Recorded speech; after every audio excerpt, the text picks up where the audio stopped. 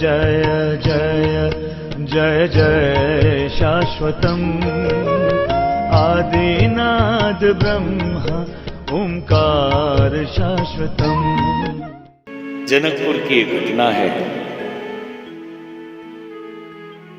एक मुनि अपने शिष्यों को उपदेश दे रहे थे वेदांत का।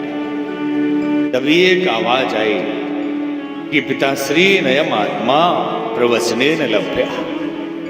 आत्मा का लाभ केवल बोलने से नहीं होता, उसके लिए अनुभव चाहिए।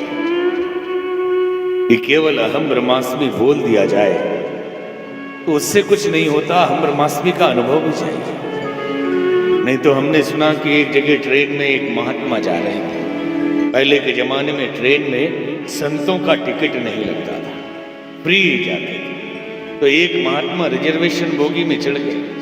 टीटी ने पूछा टिकट कहाँ है? तो संत ने कहा टिकट किस बात का टिकट? बोले आप जो यात्रा कर रहे हैं इसका टिकट। बोले कौन यात्रा करता है, कौन आता है, कौन जाता है, सब माया है। टीटी ने एक झापड़ मारा। बोले एक संत का अपमान कर दिया तुमने। तो टीटी कहता है कौन मारा, किसको मारा, सब माया है। हम ब्रह्मास्मि केवल बोलने से नहीं। हमने सुना कि एक गांव में एक पंडित जी थे।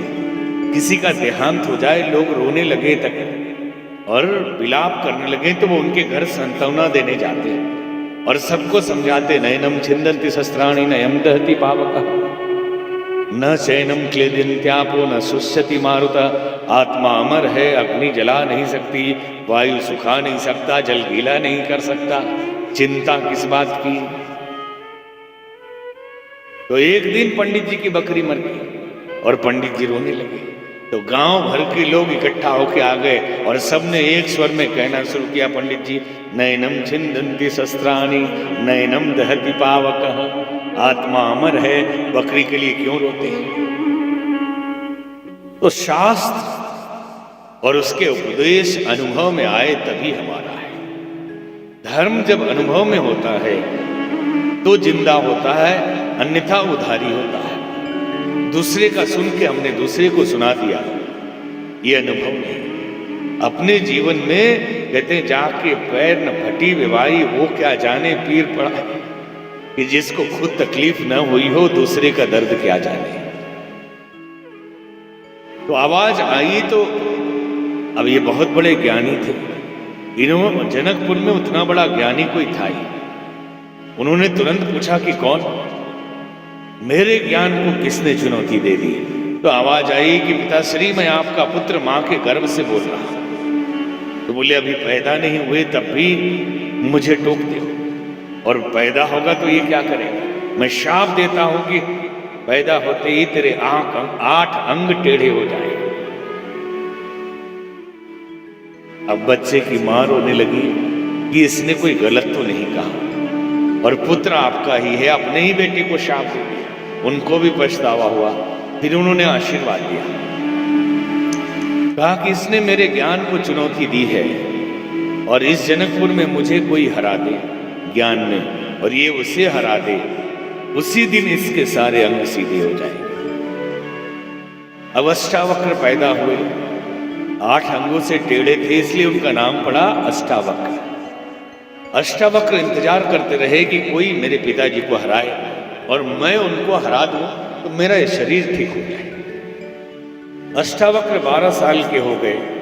एक दिन राजा जनक के दरबार में देश देशांतर के सारे ज्ञानी मुनि बुलाए गए। उन्हें गुरु की तलाश थी। सारे बड़े बड़े महात्मा ज्ञानी पहुंचे, वेद वेदांत की चर्चा होने लगी, और शर्त यह था कि जो हारेगा उसे जल समाधि दे दी जाए, जो हारेगा उसे जल में डुबा के मार दिया जाएगा। और रोज 2-4 लोग मरते थे। और अष्टावक्र इंतजार में थे कि मेरे पिताजी हारे। एक दिन खबर आई कि बंदिन नामक किसी ब्राह्मण से अष्टावक्र के पिता हार गए। अब अष्टावक्र दौड़े हुए सीधे राजमहल पहुंचे। जैसे ही कुरूप 8 जगह से टेढ़ा शरीर लेकर सभा के मध्य पहुंचे, सारे ज्ञानी मुनि देखकर हंसने लगे। जब उनकी हंसी रुकी तो अष्टावक्र हंसने लगे। तो राजा जनक ने पूछा कि बालक क्यों हंस रहे हो? तो बोले आप लोग हंस रहे तो मैं भी हंस रहा हूं। उन्होंने कहा हमारे हंसने का तो कारण है।